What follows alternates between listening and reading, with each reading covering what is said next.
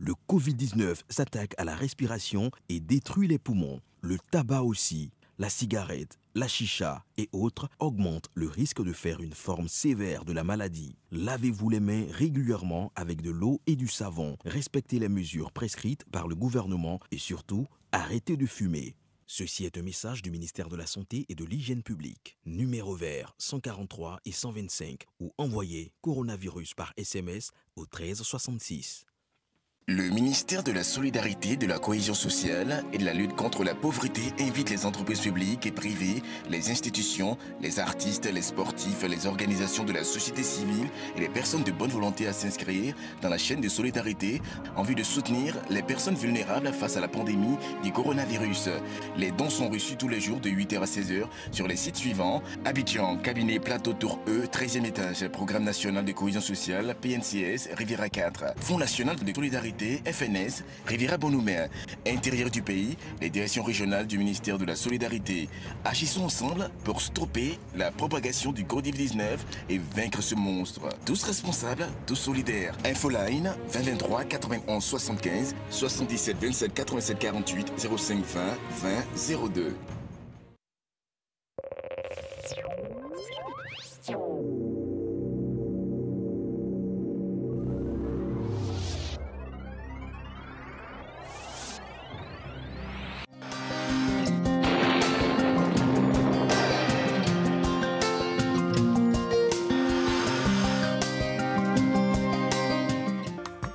Mesdames et messieurs, bonjour. Au cours de cette matinée, les poussières pourront demeurer en altitude sur le pays. Les régions du sud observeront en début de période un temps généralement nuageux, avec possibilité de pluies localisées, notamment sur le littoral. Dans la bande centrale et au nord, le temps sera partiellement nuageux et progressivement ensoleillé, sous des températures allant de 27 à 24 degrés. 27 degrés donc à Abidjan, 26 à Adiaké, 24 à Bondoukou, pareil pour Boaké, Daloa, Dimbokro, 24 à Gagnoa, 25 à Korogo, 24 à Moé, Odiene, 25 degrés à San Pedro et Sassandra et enfin 24 à Tabou et Yamoussoukro. L'après-midi, le temps sera ensoleillé sur l'ensemble du pays. Cependant, en fin de période, des foyers orageux isolés, parfois accompagnés de pluie, se formeront au nord, au centre et à l'ouest. Au sud, notamment au sud-ouest, on observera également des foyers orageux isolés et ailleurs, le temps sera partiellement nuageux. Pour les températures de l'après-midi, 33 degrés à Abidjan et à Diaké, 35 degrés à Bondoukou, 34 à Boaké et Daloa, 35 degrés à Dimbokro, 34 à Gagnoa, 36 degrés à Korogo, 34 à Man, 36 degrés à Odiene, 32 à San Pedro, Sassandra et Tabou et enfin 33 degrés à Yamoussoukro. Merci de votre fidélité à ce point du temps et très belle journée à toutes et à tous.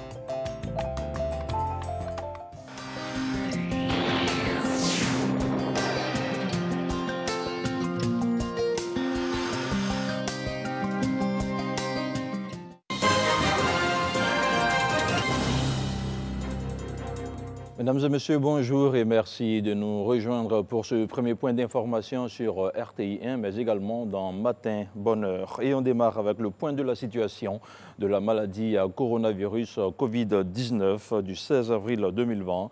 34 nouveaux cas d'infection Covid ont été enregistrés, portant à 688 le nombre total de cas confirmés. On note par ailleurs que 47 nouvelles personnes ont retrouvé la guérison. Je vous propose de suivre le ministre de la Santé.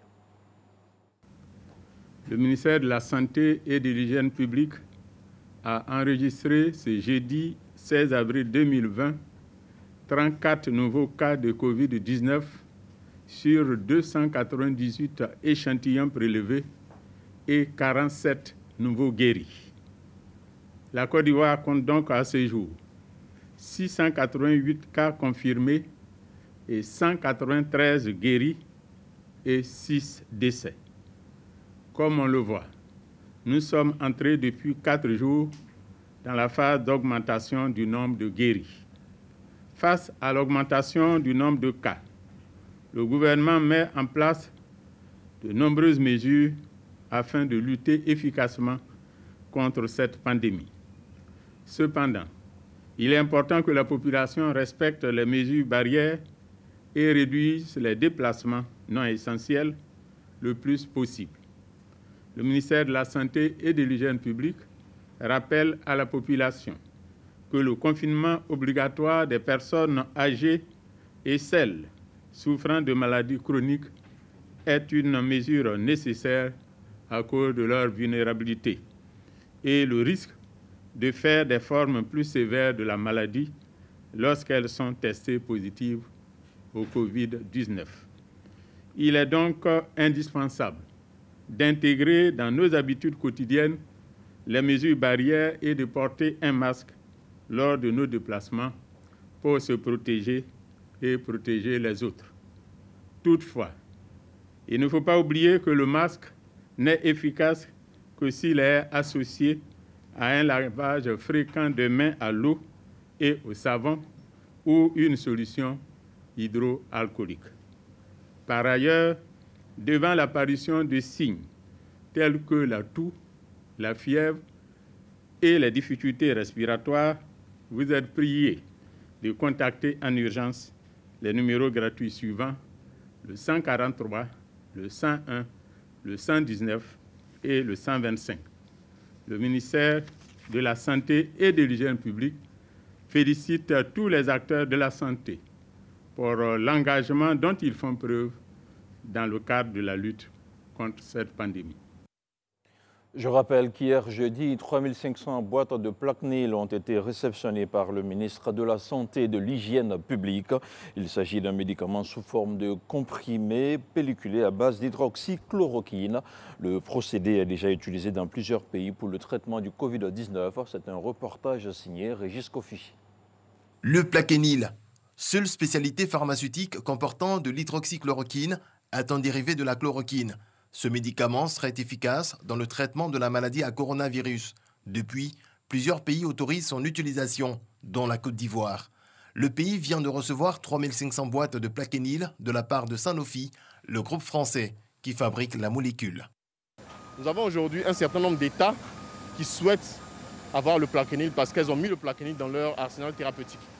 La Côte d'Ivoire en fait partie et Sanofi s'est engagé à pouvoir donner gratuitement à l'ensemble des pays qui feraient la demande, et ça a été le cas en Côte d'Ivoire aujourd'hui. Ce don vient confirmer toute la détermination du gouvernement dans la lutte contre la maladie à coronavirus. Le gouvernement a pris entièrement à bras le corps le problème de traitement du Covid-19 et que rien n'est négligé. Les sites de prélèvement sont là, les laboratoires sont là et le médicament que tout le monde appelle le 2CV, c'est-à-dire l'hydroxychloroquine également là. Disons que avec la grâce de Dieu, nous viendrons à bout. Les médias et l'opinion publique ont commencé à s'intéresser à la chloroquine lorsqu'à la mi-mars, le professeur Didier Raoult a présenté les résultats d'une étude considérée comme encourageante. Et puis, ce sont des actes de violation des droits de l'homme qui ne passent pas inaperçus. Au Nigeria, les forces de sécurité ont commis une centaine d'actes allant à l'encontre des droits de l'homme et tué 18 personnes. Selon la Commission nationale des droits humains au Nigeria, ces personnes étaient accusées de ne pas respecter les mesures de confinement, des mesures instaurées dans plusieurs États depuis le 31 mars dernier. Et puis, les autorités du Congo-Brazzaville ont décrété la gratuité de l'eau et de l'électricité en cette période de confinement, car le pays compte à ce jour 117 cas de Covid-19 confirmés, sauf que la gratuité de l'électricité n'améliore pas le service et les populations se plaignent de coupures intempestives.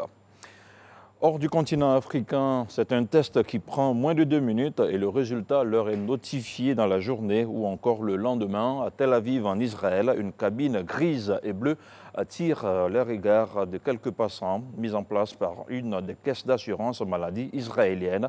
Elle permet à des personnes potentiellement porteuses du nouveau coronavirus de se faire dépister en pleine rue. Le projet de Maccabi est encore au stade expérimental, mais la caisse de maladie souhaite mettre en place plusieurs cabines à Tel Aviv, une ville côtière où elle compte le plus d'adhérents pour permettre à davantage de personnes de se faire dépister. Toujours sur le vieux continent en France, Amazon ferme ses centres de distribution pour une période de confinement, une période indéterminée. Au lendemain d'une décision de justice contraignant l'entreprise à s'en tenir strictement aux envois de produits essentiels. L'entreprise a décidé de fermer ses portes. Mercredi, le syndicat plaiderait pour un maintien à 100% du salaire des quelques 10 000 préparateurs des commandes le temps de la fermeture. Toujours dans le cadre du Covid-19 et selon l'OMS, l'Organisation mondiale de la santé, l'Europe reste dans l'œil du cyclone face à l'épidémie du nouveau coronavirus et cela malgré des signes encourageants observés dans certains pays. En Espagne, en Italie, en Allemagne, en France et en Suisse, les cas signalés ont presque doublé pour atteindre près d'1 million. La région concentrerait environ 50% des nombres de cas liés au Covid-19. Et tout est bien qui finit bien. Une femme de 36 ans atteinte du coronavirus dans la région de New York aux États-Unis a rencontré mercredi pour la première fois le bébé auquel elle avait donné naissance 11 jours plus tôt. Plongée dans un coma artificiel par une césarienne d'urgence, Yanira Soriano a passé 11 jours intubée. Elle s'en est sortie miraculeusement pour faire la connaissance de son 4e enfant. Le petit Walter, légèrement prématuré, va très bien. Il a été transféré dans un hôpital pour enfants de New York, le temps que sa mère retrouve totalement la guérison. Et voilà, c'est la fin de ce point d'information. Je vous retrouve demain 6h30. Merci à vous, Mr. Friday. Vous n'aurez pas pu nous réjouir avec cette dernière news pour terminer ce JT. Effectivement, une très très bonne nouvelle. Effectivement. Voilà. Et nous aussi, on veut vous apporter de bonnes nouvelles comme ça. C'est vrai qu'il y a la grisage du Covid-19 et bien sûr, nous sommes toujours sous son spectre, mais on va essayer d'édulcorer un peu les choses avec des nouvelles qui nous rassurent, qui nous donnent de l'entrain, notamment des personnes qui célèbrent leur anniversaire aujourd'hui, 17 avril. Il faut le célébrer quand même. À la maison, c'est vrai, en famille, comme on a l'habitude de le faire, mais voilà, en observant les mesures préventives. Merci en tout cas d'être en notre compagnie pour ce dernier jour de la semaine qui a démarré depuis lundi dernier. Aujourd'hui, nous aurons à passer en revue toutes les élucubrations sur la toile avec notre cher Cyriaque Bogou pour parler de tout ce qui est vrai et ce qui est faux qui circule un peu ça et là. On aura bien sûr la partition de notre cher Renaud Kobia pour la revue de presse. Mais tout de suite, on vous invite à aller avec notre cher coach Diabaté pour exercer quelques mouvements utiles.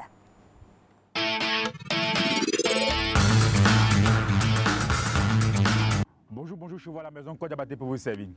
Face à cette crise sanitaire que subit le monde aujourd'hui, nous avons décidé d'adopter un nouveau comportement, c'est-à-dire respecter les consignes de sécurité données par nos différents États. C'est pour cela que je vous demande de rester chez vous à la maison et de vaquer à vos occupations. Et surtout, de rester chez vous pour pratiquer le sport avec moi. Aujourd'hui, nous sommes vendredi. Qui dit vendredi parle de fitness décalé. OK? Donc, on se met en place pour la séance de fitness. Aujourd'hui, séance spéciale. OK? Nous allons travailler avec la chaise, c'est-à-dire le déplacement, le renforcement. Vous pouvez le faire assis. OK? Mais c'est plus pour les personnes âgées. OK? Nous allons travailler comme si nous étions arrêtés, c'est-à-dire nous étions debout sur pied. OK? Comme d'habitude. Normalement, la chaise devait être plus haute. Mais compte tenu des dispositions, nous allons travailler avec celle qui est avec nous ici. OK? Là, le mouvement il est simple. Vous vous asseyez tranquillement et élévation des jambes. OK? Toujours mouvement de bras antéro-postérieur.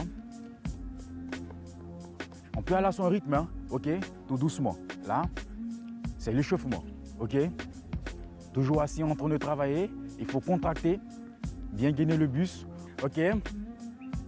On va travailler comme ceci. Vous allez répéter, reproduire ces mouvements chevaux à la maison, assis comme debout. Ok? Chacun travaille en fonction de ses capacités et en fonction des outils qu'il a chez lui à la maison. Ok? Là, petit exercice. Ok? Sortez la jambe côté. Posez celle-là. Ok? C'est simple mouvement. Ok? On va croiser. Paume, genou. Ok? Main à la taille. Et c'est parti là. Et viens. Continue.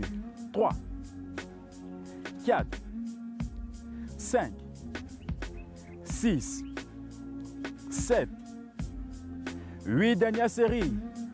1, 2, 3, 4, 5, 6, 7 et 8. Pause, récupère. Ok, récupère. On va changer de côté. Compte. 1.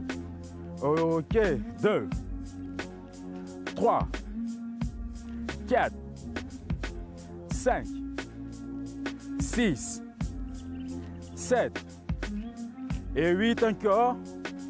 1. 2. 3.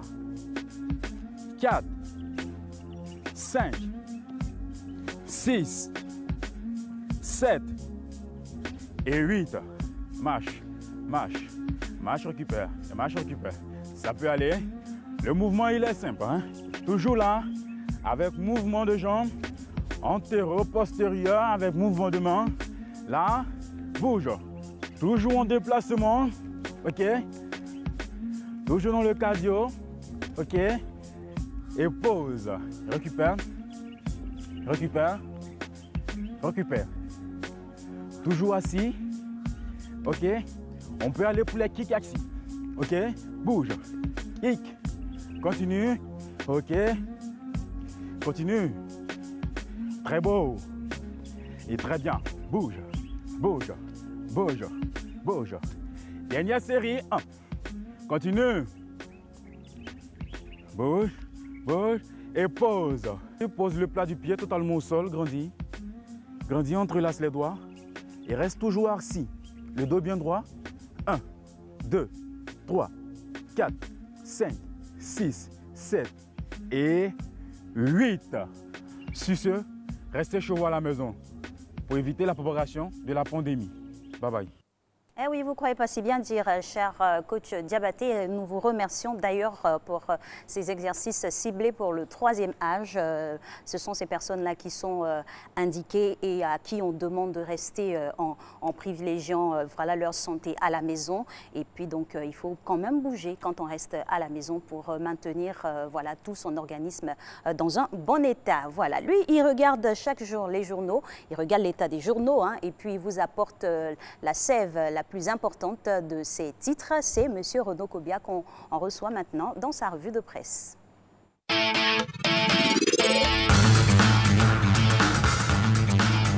Bonjour Renaud. Bonjour Alix. Vous m'avez manqué un peu quand même. Ah, moi aussi. Alors, lutte contre le coronavirus, les dons du Premier ministre poseraient des problèmes à l'opposition. Bonjour à tous, c'est ce qu'indique le quotidien Le Matin avec cette une. Pourquoi les actes de Gon font-ils trembler l'opposition? Le confrère pose cette question car les partis d'opposition voient dans les actions du chef du gouvernement à l'endroit des populations une pré-campagne déguisée. En réponse, le quotidien indique que Mme Bédier, Charles Konambani, des députés PDCI, Marcela Montano ou encore Mme Gbagbo ont aussi fait des dons. Alors, on reste toujours sur le même sujet avec le Premier ministre qui, lui, a confiance au dispositif de riposte. Effectivement, et aussi à ceux qui mènent cette riposte. Il le dit clairement à la une de Fraternité Matin en ces termes. Notre personnel de santé est mobilisé pour nous permettre de contenir la pandémie.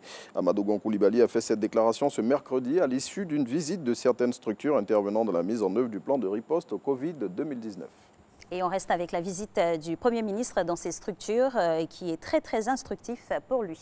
C'est ce qu'indique l'Inter, car elle lui aura permis de savoir notamment que depuis l'avènement de la pandémie dans notre pays, 8 tonnes de déchets liés au Covid-19 ont été détruites par l'Institut Pasteur grâce à un incinérateur acquis dans le cadre de la lutte contre la pandémie. Et autre figure de proue de cette lutte, le ministre de la Santé rassure le Parlement.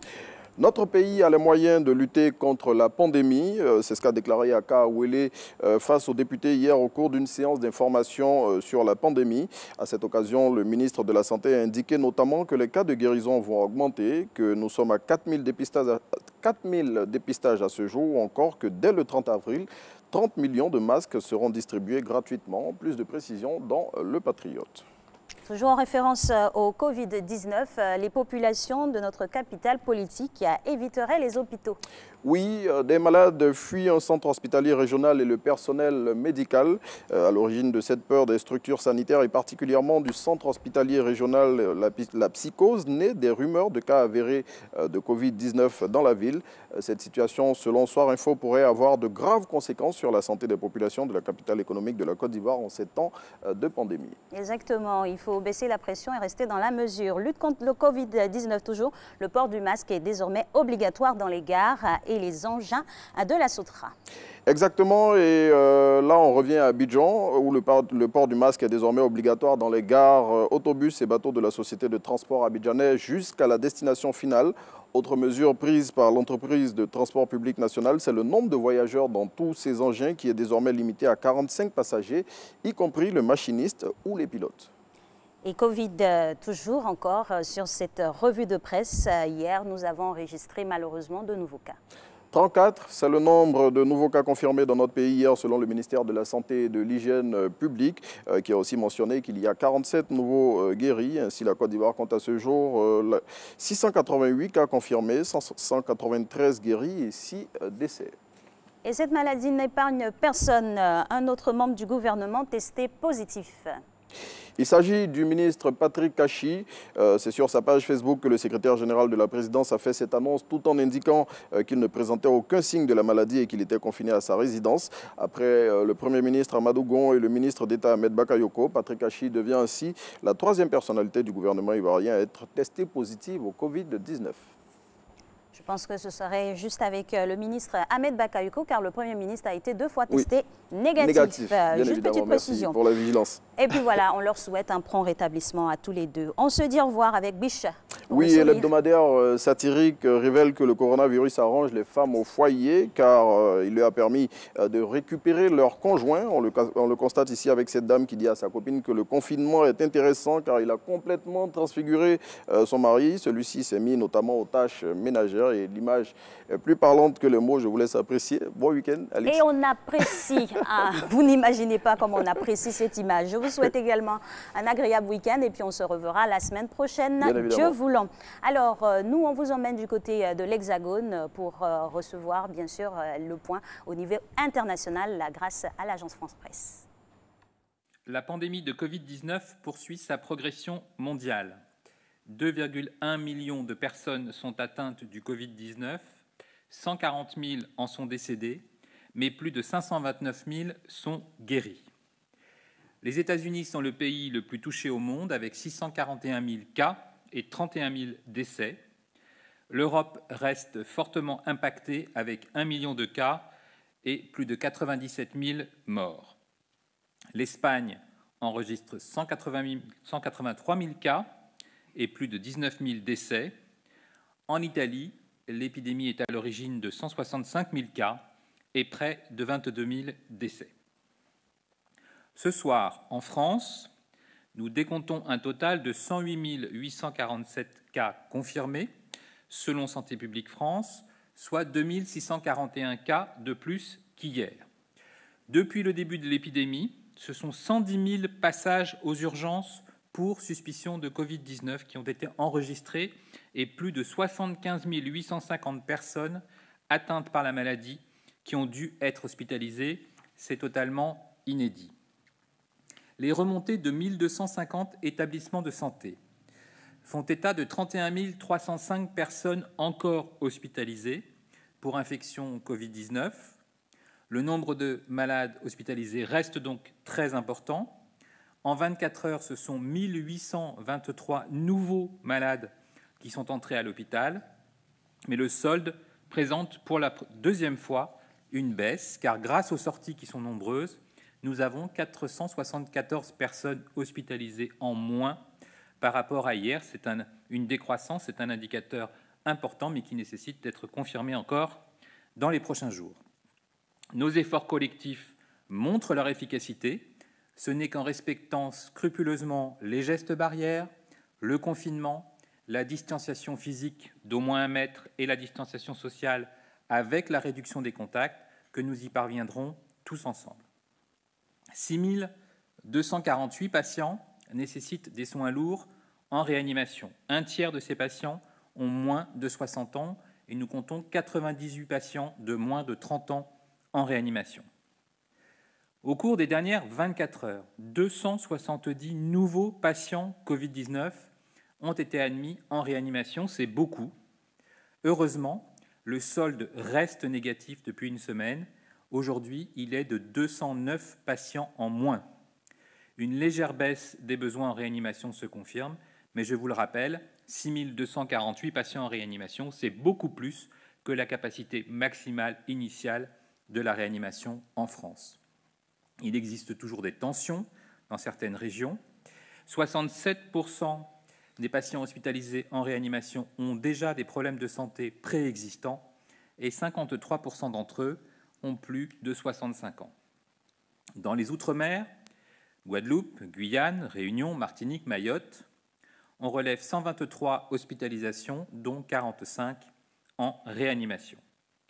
Depuis le début de l'épidémie, près de 32 812 personnes hospitalisées sont rentrées à domicile, et c'est sans compter les dizaines de milliers de personnes guéries en ville, sans passage par l'hôpital. La circulation du virus se stabilise donc à un niveau élevé, 1800 nouveaux cas hospitalisés, 270 nouveaux cas en réanimation. Vous savez que nous observons avec beaucoup d'attention la situation dans les établissements sociaux et médico-sociaux, en particulier les EHPAD.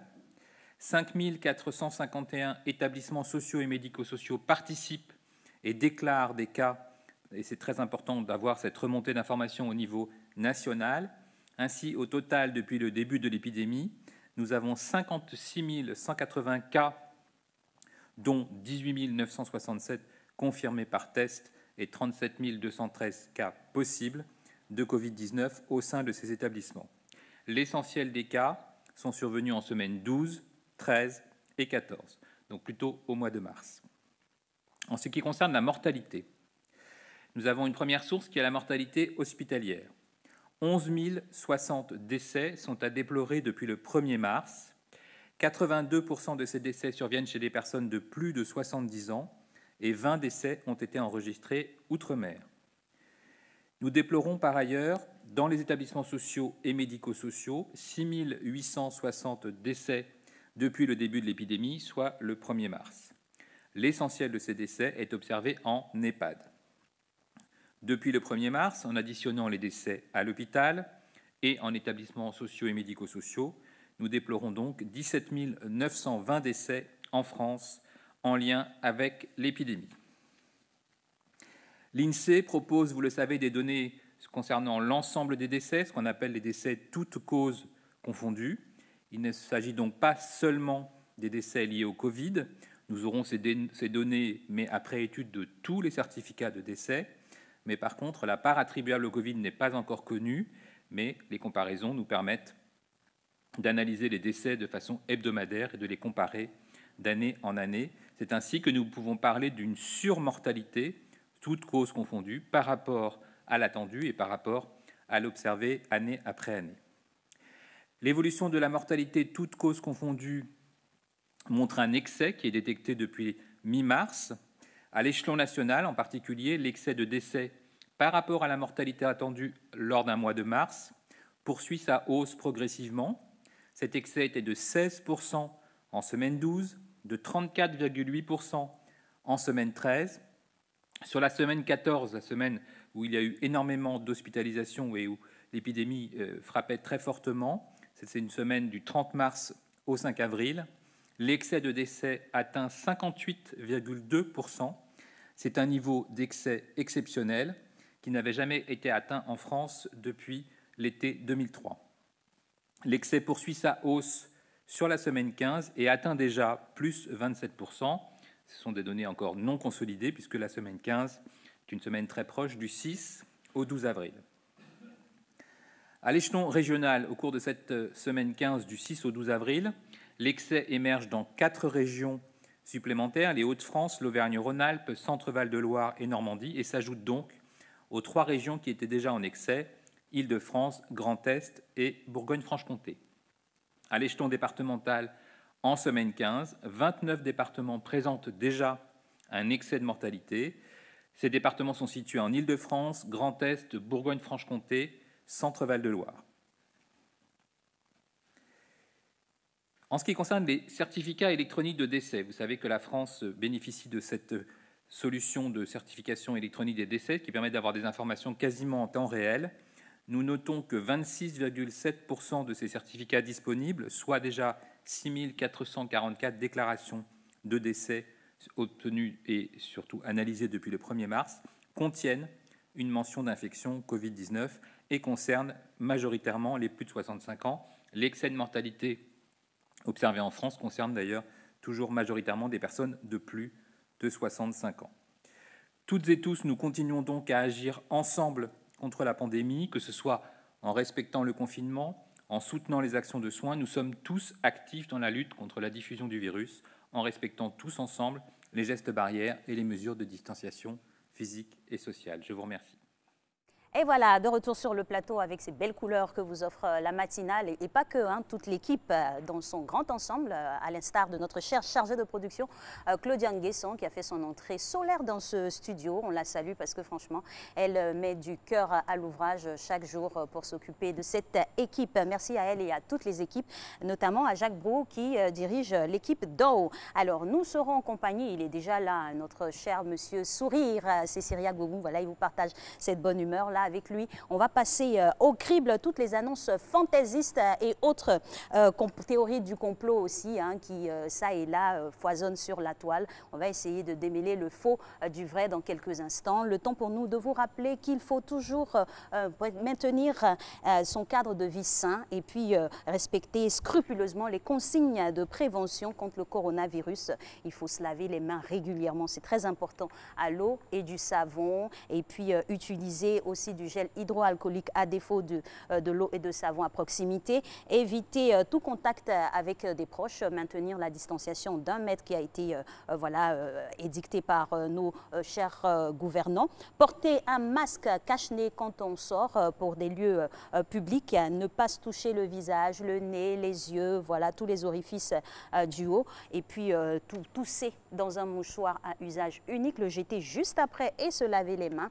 Tousser également dans le coude du bras, et puis voilà, éviter les lieux qui sont fréquentés, particulièrement les hôpitaux. Ça ne veut pas dire que quand on est malade, il ne faut pas aller à l'hôpital ou appeler son médecin. Il faut faire la différence. Et en présence de signes tels que la fièvre, la toux et les difficultés respiratoires, bien évidemment, contactez les numéros suivants, le 143, le 101, le 119, le 125, plusieurs numéros comme ça pour vous venir en aide. Lui aussi nous viendra en aide, toujours. On compte sur lui pour nous donner plein d'informations.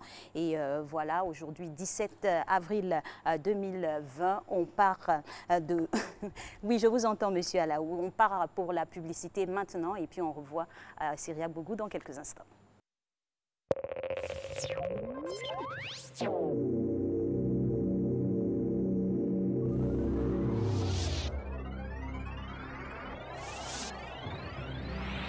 Le Covid-19 s'attaque à la respiration et détruit les poumons. Le tabac aussi, la cigarette, la chicha et autres augmentent le risque de faire une forme sévère de la maladie. Lavez-vous les mains régulièrement avec de l'eau et du savon. Respectez les mesures prescrites par le gouvernement et surtout, arrêtez de fumer. Ceci est un message du ministère de la Santé et de l'Hygiène publique. Numéro vert 143 et 125 ou envoyez coronavirus par SMS au 1366.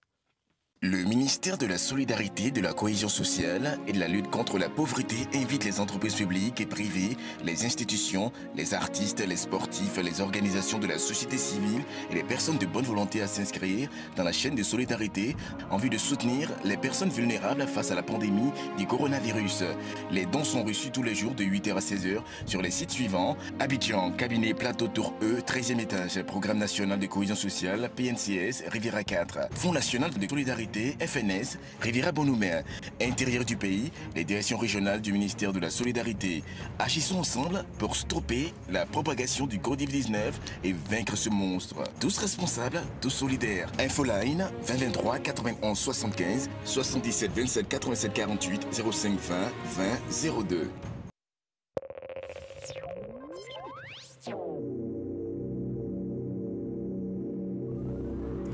Voilà, c'était cette courte page publicitaire pour nos différents annonceurs. Nous revenons sur ce plateau maintenant pour notre dernier couloir de cette émission, à savoir la chronique Vrai ou Faux, campée aujourd'hui par notre sieur Cyriaque Boku, responsable à l'innovation d'un incubateur très en vogue en Côte d'Ivoire. Il n'est plus à présenter, on le reçoit chaque fois avec le même plaisir. Alors, ça foisonne ça et là, ça circule, des informations rocambolesques, des informations tendancieuses et qui laisse des fois stoïque, mais comment démêler le faux du vrai? Il est avec nous, on l'a présenté juste après le jingle, on déroule le programme.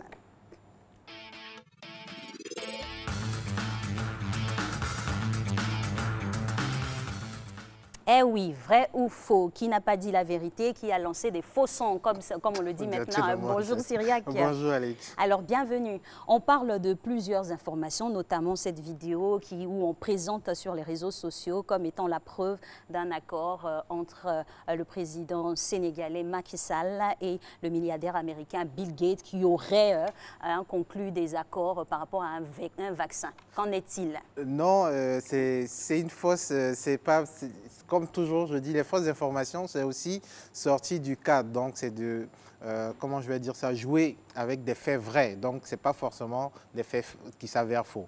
Ici, dans la vidéo, il était question d'une vidéo de 2016, malheureusement, qui a été tronquée, donc qui a été enlevé de son contexte pour faire croire, comme il y a eu ces derniers temps beaucoup de rumeurs qui disent qu'il y a un vaccin qu'on veut faire tester en Afrique, et l'une des personnes qui est derrière, si vous voulez, le financement de ce vaccin-là serait le milliardaire Bill Gates. Mais après vérification, on s'est rendu compte que cette vidéo est une ancienne vidéo et que les informations qui sont données là-dessus ne sont pas de vraies informations, donc elle est fausse. Elle est fausse. En même temps, le milliardaire américain Bill Gates est vraiment pris à partie depuis un certain temps. C'est supposé sorti. Oui, même en Côte d'Ivoire ici, certaines personnes auraient reçu ces informations-là, comme quoi il y a une ONG qui se faisait passer pour des personnes de l'équipe de sa fondation, qui était en train de faire un vaccin, je crois, à l'ouest de la Côte d'Ivoire. Ils ont été épinglés, donc là, ils sont entre les mains de la justice. Donc, il y a beaucoup de rumeurs. C'est pour ça que je dis, dans cette période, beaucoup de rumeurs vont ressortir. C'est à nous, en tant que citoyens, c'est à nous, en tant qu'autorité, de donner la bonne information, comme on le dit actuellement, de donner le vrai son. Le vrai son, oui, il ne faut pas donner les faux sons. Alors, on va y revenir sur la démarche pour pouvoir démêler le faux du vrai sur Internet. Le temps pour nous de repasser encore au peigne fin d'autres informations qui ont circulé, notamment lorsqu'on parle de frontières Schengen qui s'ouvriront en septembre. On nous dit aussi que des demandeurs de visa Schengen seront soumis à des tests sur le coronavirus. Donc, il faut présenter un test négatif pour pouvoir espérer avoir le sésame. Oui, c'est l'une des informations qui a beaucoup circulé aussi sur la toile.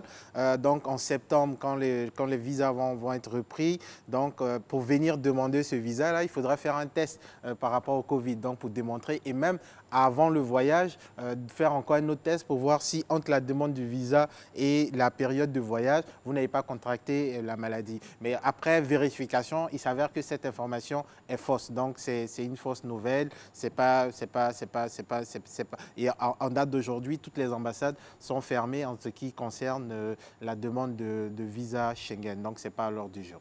Ce n'est pas à l'ordre du jour pour le moment et pour la situation actuelle, quoique dans le futur, on parle de septembre, on espère que le Covid va vraiment disparaître du monde très rapidement. On espère que bien avant septembre. Qu'il n'y aura vraiment pas de velléité encore de malades sur la Terre. Alors, on parle du sport maintenant, le sport qui est en berne. Ouais. Voilà, tout le monde a rangé les crampons et tout ça. Mercato, le transfert de Neymar au Barça. Rumeur envoyée par Neymar au Real et au Barça. Qu'en est-il? Oui, depuis quelques jours, on entend, surtout que c'est la période des mercato, on attend que Neymar va partir au Barça. Donc, les supporters ont commencé à discuter sur les réseaux sociaux. Mais avant-hier, son père a fait une vidéo Instagram, un live, dans lequel il a dit que son fils va rester au PSG. Donc, les supporters étaient très contents d'entendre cette nouvelle parce qu'on le voyait déjà au Barça, parce que c'est aussi un rêve pour lui de jouer dans cette équipe-là. S'il joue, hein. Soit dit en passant. Lutte contre le coronavirus, certains sites et réseaux sociaux prennent des dispositions vis-à-vis des fausses news. Oui, aujourd'hui, je peux dire, et ça je profite de l'antenne pour dire que nous avons aujourd'hui la chance d'avoir chez nous ici nos officiels qui donnent des informations. Donc les informations qui sont données, c'est des informations officielles. Donc il y a le site de nos différents ministères sur lesquels on peut partir avoir les informations. Il y a aussi le site de l'OMS qui est le site sur lequel tout le monde se base pour avoir des informations sur le Covid-19. Mais aussi, aujourd'hui, il y a certaines plateformes. Et hier, j'ai vu passer une information comme quoi le réseau social Facebook a mis aujourd'hui une alerte qui va... Donc, si moi, par exemple, j'ai partagé une information qui s'avère être une fausse nouvelle, on va m'emmener une alerte pour dire que cette information que vous avez eu à partager a été fact-checkée et là, c'est une fausse information. Ça fait écho parce que c'est quelque chose qu'on décriait depuis longtemps vis-à-vis de cette plateforme. On leur demandait d'être plus à jour, d'être plus alerte par rapport à ça et je pense que les équipes ont quand même bien bossé parce que c'est effectif maintenant. C'est une belle innovation, faire la police du digital. Surtout ça. Déjà avec le réseau le plus utilisé de la Terre. Notamment, parlons de liens et autres sources fiables. On a nos différents points de presse. On a eu à épiloguer sur les informations de l'AFP. C'est vraiment très bien de le faire comme ça. On donne des détails. Mais en même temps, nous aussi, on a notre point quotidien avec les différents ministères qui est très important. Oui, c'est très important. Et aujourd'hui, nous, ce qui est intéressant même, c'est qu'aujourd'hui, ils ont compris qu'il faut communiquer. Donc, chaque ministère donne l'information en fonction de ce qu'il a reçu. Et après, cette information se partage assez facilement. Et je veux revenir sur, franchement, une initiative qui, je pense, que tout le monde, qui n'a pas laissé personne indifférent cette semaine, c'est celle du préfet qui parle en nouchi, qui parle dans un français terre à terre, qui a été compris, qui a été partagé. Et c'est ça, c'est de ce type d'information que nous, citoyens, nous avons besoin. Une information qui émane d'une autorité, mais qui est une information vraie. Et après, ça se partage d'elle-même assez facilement. Donc, de telles initiatives sont à saluer. Et on voit aussi comment le ministre, chaque jour, essaie de donner le point pour parler des cas, le directeur de la santé, ainsi que les autres ministères, que ce soit la sécurité, la police et autres. C'est de ça que nous avons besoin pour taire certaines mauvaises informations et surtout fausses informations. C'est vrai, parce que la RTI s'attelle chaque jour à vous donner des informations triées, bien traitées. Mais en même temps, on a d'autres canaux digitaux que tout le monde peut consulter. Et puis, par rapport à l'encadrement même de la manière de communiquer. Vous avez évoqué le cher préfet, monsieur Touy. Alors, pour les autres personnalités, notamment celles des people, les stars, comment encadrer la communication? Parce qu'il ne faut pas aller dans tous les sens aussi. Non, faut pas. On aurait plusieurs portes. Non, il ne faut pas aller dans tous les sens. Mais je me dis que ce soit nos personnalités, que ce soit nos personnes people et autres, tout ça, c'est aujourd'hui d'utiliser ce sont des personnes quand même que des gens regardent. Ce sont des ambassadeurs. Donc, à eux aussi de relayer ces informations-là, mais des informations officielles. Ne pas se dire que ne soyons pas dans la recherche de buzz. Ça sert à rien parce que après ça vous décrédibilise quand on sait que l'information que vous avez donnée n'est pas une très bonne information. Donc on dit ah bon celui-là il voulait faire le buzz et prochainement quand vous donnez une information, même si elle s'avère vraie, on la prend avec beaucoup de pincettes. Donc je demande à tous ceux qui quand même sont des relais, des ambassadeurs, des personnalités, des influenceurs comme on le dit, de passer de la vraie information autour de soi. Peut-être la personne n'est pas sur Internet mais elle est dans ton quartier, elle est à côté de ta maison, c'est le voisin. Donc en deux passages, vous pouvez lui donner 2-3 informations. Et souvent, il y a des petits attroupements. Avant-hier, j'ai vu un petit attroupement devant ma maison, mais tu entendais les jeunes se donner ces informations. Des faux sons. Je dis, mais attendez, ils sont allés chercher ça où? Donc, tu vois, il y a quelqu'un dans le quartier, tout le monde sait que lui, là, il est tellement branché, donc lui... Bon, aujourd'hui, s'il est content, il donne une bonne information. S'il n'est pas content, on dit, bon, lui, là, comme de temps en temps, on sait qu'il cause avec telle personnalité. Donc, le son qu'il a donné, là, c'est un vrai son. Cessons ça, c'est pas bon, donnant des informations, surtout dans cette période de lutte contre le Covid-19. C'est vrai, vous avez parlé de chaînes de relais. Où tirer la sève, la source de l'information?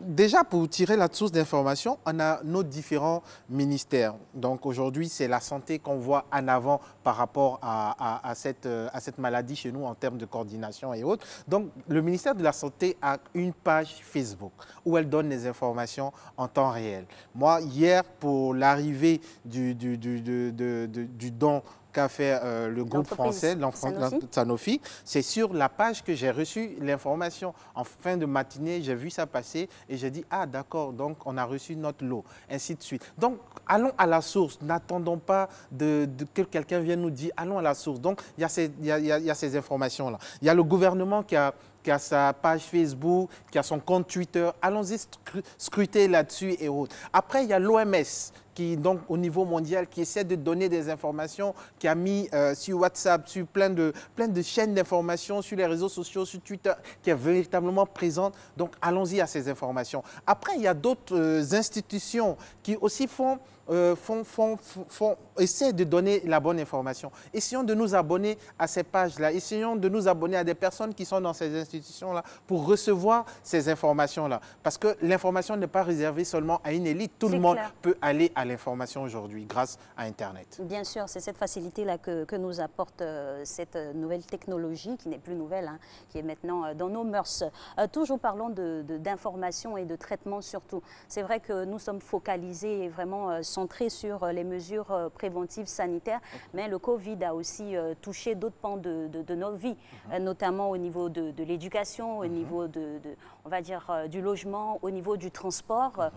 Quelle serait votre proposition pour une communication dans ces autres pans de la vie? Parce qu'il y circule aussi des rumeurs, on dit voilà, c'est gratuit ici, pourtant c'est pas ce qui a été dit, il faut bien décrypter l'info. Oui, aujourd'hui, c'est de se dire, est-ce que les informations que je reçois sont des bonnes informations? Quand je prends les moyens de transport, on constate, nous, partout, moi je prends ma voiture, je vois que le Baka qui est devant moi, on lui a dit de prendre un certain nombre de passagers et autres, mais il ne le fait pas. C'est à nous, citoyens aussi, de se dire, avant de monter dans ce Baka, de se poser la question, est-ce qu'il respecte les consignes de sécurité qui ont été dites? Parce qu'il y va de moi-même, ma propre santé. Si je prends ce Baka parce que je suis pressé, eh bien, bon, les conséquences, je vais les payer moi seul. Donc aujourd'hui, c'est de faire un acte citoyen, c'est d'être des citoyens qui sanctionnent les personnes qui ne respectent pas les consignes de sécurité. Parce que si tu ne le fais pas, tu te mets non seulement toi-même en danger, mais tu mets aussi tes proches, ta famille en danger. Donc aujourd'hui, c'est de se dire, et quand on rentre dans ces endroits-là, de sensibiliser. Quand on a vu le communiqué qui est passé, comme quoi dans ces moyens de transport, on doit avoir tous un cache-nez. Oui. Si je vois que mon voisin n'a pas de cache-nez, j'essaie de le sensibiliser. Peut-être qu'il n'a pas les moyens, sinon nous on a les moyens. Au lieu de payer un seul cache-nez pour nous-mêmes, on peut payer un autre qui est encore bien dans son sachet, parce qu'il ne faut pas que je parte. Un bon conditionnement. Voilà, un bon conditionnement. Ah mais chef, pourquoi tu n'as pas ton cache-nez? Et on offre, de telle sorte qu'on soit pas... On limite la propagation de la maladie. Que chacun de nous soit un acteur dans la lutte contre le Covid. Ça, c'est très, très important. Si on veut tout attendre du gouvernement, ils ne peuvent pas tout faire. Ils ne peuvent pas être sur tous les fronts. Nous faisons juste notre part et je pense que c'est ensemble que nous pouvons lutter contre la propagation de cette maladie dans notre pays. Oui, fédérer les forces pour pouvoir arriver à bout de cette maladie. Notamment, on a de belles initiatives au niveau de la commune de Marcory, par exemple, où on a des jeunes hommes qui sont vraiment bien protégés et qui incitent même les personnes qui sont dans des véhicules privés à porter le masque. Et au niveau du transport, pour y rester, vous parliez de faire un choix. On se retrouve face à un dilemme tout de suite. Parce qu'on se dit, je suis obligé, c'est mon seul moyen de transport, et s'ils ne respectent pas, quelle serait l'alternative? On ne pourrait peut-être pas initier des numéros, pas de dénonciation, mais d'alerte. Je pense que ça existe. Voilà. Ces numéros-là existent. Je n'ai pas le numéro en tête, mais je sais que sur la plateforme Police Secours, il y a un numéro comme cela pour dénoncer. Je pense que le numéro est sorti lorsque on avait demandé par rapport au lieu, au rassemblement de de pas plus de 50 personnes, ces numéros-là ont servi pour dénoncer telle ou telle personne ou bien telle ou telle entité qui serait rassemblée avec plus de 50 personnes. Je pense que ce même numéro-là peut servir, malheureusement je ne l'ai pas en tête actuellement, mais ce même numéro peut servir pour dénoncer dans telle zone, parce que ce qui est intéressant pour revenir au transport en commun, c'est qu'ils sont structurés, donc ils ont des gares, donc si on sait c'est quelle ligne, je pense que les autorités compétentes peuvent remonter même à ce transport-là pour dire « Ah, ici, il paraît que vous n'avez pas respecté les trucs » et prendre des mesures adéquates. Mais je pense que c'est à nous aussi de se dire « C'est vrai que je suis pressé, mais il y va de ma santé. » Entre ma santé et le fait d'arriver en retard au travail, je pense que le choix est vite fait. C'est clair, parce que je souriais tout à l'heure quand vous parliez du numéro, parce que vraiment aux premières heures, on a eu des dénonciations de personnes qui se seraient attroupées avec un influenceur sur la toile qui s'est retrouvé lui-même pris à son propre piège. Il faut encadrer, il ne faut pas aussi faire de la calomnie. Hein. Non, non, non. Voilà, il faut encadrer, parce qu'après, ce qui est dommage dans nos zones ici, c'est qu'on prend tout pour plaisanter. Ou bien après, peut-être j'ai une grief contre telle ou telle personne, j'en profite pour régler mes comptes. Non, nous ne sommes pas dans une phase de règlement de comptes, nous sommes dans une phase de sensibilisation et de protection. Et de responsabilité, beaucoup de responsabilité. Alors au-delà de tout ce qui est dit sur la toile, on a aussi des réseaux sociaux qui sont fiables et qui offrent des bonnes informations. On est revenu sur les sites qui ont été édités. Et vous particulièrement, vous avez lancé il y a peu une campagne de sensibilisation au Covid-19. Pouvons-nous avoir un peu un bilan? Qu'est-ce qui se passe? J'ai vu du côté de la NAWA, c'est ça? Vous en avez parlé?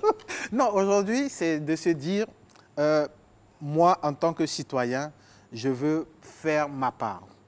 Et en semaine, j'ai été interpellé par un grand frère que je respecte énormément. Qu'on respecte tous. Hein. Donc, Barthélemy Nabozouzoua, qui me dit, je suis chez toi dans ta ville, dans la ville de Soubré, mais apparemment, je suis avec les vendeuses de poissons, mais elles ne respectent rien. Et il a fait sa part de sensibilisation. Et moi, lorsqu'il m'a interpellé, je me suis permis aussi à mon tour d'interpeller nos autorités dans cette localité. Et je pense que j'ai reçu 2-3 coups de fil, quelques mails passés, héros, tout ça. Et je pense qu'ils vont faire quelque chose. Et je leur ai dit, quand vous allez faire, emmenez-moi les images pour que je dise que ça a été fait. Donc, chacun de nous, quel que soit d'où il vient, peut faire sa part de sensibilisation, sa part, pas de dénonciation, mais de, comment je vais dire ça, d'appeler nos autorités à faire davantage. Déjà à Soubré, on a eu 2 cas, c'est beaucoup, 2 c'est déjà, trop. Donc faut vraiment être en alerte, il faut que beaucoup de choses soient faites davantage. Je sais que les autorités compétentes, d'après ce que j'ai entendu, sont en train de faire quelque chose et j'espère que dans les jours à venir, on verra le résultat sur nos chaînes de télévision. Alors la démarche que vous avez empruntée a porté ses fruits. Vous nous indiquez ici que voilà, les autorités se sont saisies. C'est vrai qu'ils ne peuvent pas être partout en même temps dans tous les lieux. Donc comment ajuster une interpellation à une autorité? Parce qu'il ne faut pas y aller aussi avec des involtures. Hein. Déjà, il faut être très poli. Voilà. Ça, parce que je vois passer beaucoup de choses. Voilà, ils font rien, ils valent rien, ils sont des vauriens. Non, ça, ce n'est pas la meilleure manière de le faire. C'est une autorité, il y a un langage qu'il faut utiliser. Et le langage ici, c'est tout ce qui est, en tout cas, c'est une autorité. Donc, le faire comme si on s'adresse à une autorité. Pas comme si on s'adresse à un oncle, pas comme si on s'adresse à un ami ou bien au grand frère de quelqu'un. Non, c'est une autorité et tu écris à une autorité. Mais en mettant en avant la responsabilité de cette autorité face à la situation dans laquelle nous vivons. Donc, c'est de lui dire, voilà, par rapport à cela, j'ai entendu ça, ou bien j'ai vu ça, ou bien voici les preuves que j'ai en ma possession par rapport à ce qui doit être fait chez vous. Je pense qu'on sait que vous êtes sur tous les fronts. Vous ne pouvez, soyez un peu diplomate dans votre manière de faire. Et je pense que ça va plus interpeller la personne que de dire ils ne vaut rien, ils ne valent rien, ils ne savent pas faire. À votre place, vous aurez fait quoi? Donc, mettez-vous à la place de la personne. Moi, c'est ce que je dis. Je dis, aujourd'hui, c'est eux qui sont là, c'est vrai. Mais peut-être qu'ils ne savent pas faire, peut-être qu'ils ne le font pas comme nous on le veut. Mais aidons-les à faire comme on le veut. Donc, on a des idées, proposons les idées. Tout n'est pas que argent, malheureusement. Donc, je pense que ce message, je l'adresse à toute la population pour qu'ensemble, nous luttons contre la propagation du virus dans notre pays. Alors vous qui êtes dans l'innovation, hein, parlons d'information parce que c'est ce qui fait le cœur même d'une campagne bien menée, l'information bien dite aussi. Est-ce qu'on ne pourrait pas initier par exemple des macarons de certification d'information vraie, à l'instar de ce que Facebook a fait, mais au niveau national? Au niveau national, je pense qu'avec la campagne du ministère de la communication et de la jeunesse et autres, non, par rapport au son, je pense que c'est quelque chose comme cela ça peut être un label après, le vrai son. Un hashtag. Voilà, un hashtag, donc le vrai son. Donc quand je dis quelque chose, c'est le vrai son. Donc je pense que c'est ça, c'est de se dire, il y a quelque chose qui est déjà lancé, mettons-nous ensemble dans cette mouvance-là pour qu'elle prenne, de telle sorte que quand je suis dans mon quartier, quand je suis au travail, quand je suis au marché et autres, tout ça, le fait de dire à quelqu'un, mais attention, tu n'es pas en train de dire un vrai son, ça puisse l'interpeller parce qu'on a déjà vu ça passer peut-être sur des affiches, à la télé, à la radio, ainsi de suite. Donc c'est ensemble que nous pouvons labelliser certaines informations et je pense que c'est le moment de le faire. Exactement. Ensemble, c'est le mot qu'on va retenir pour pouvoir rester tous en ordre de bataille contre cette maladie avec les bonnes informations à distiller. Merci infiniment pour votre passage ce jour. Je vous souhaite un agréable week-end. À vous aussi à la maison. Merci. Lundi, vous retrouverez Marcelin Govoy.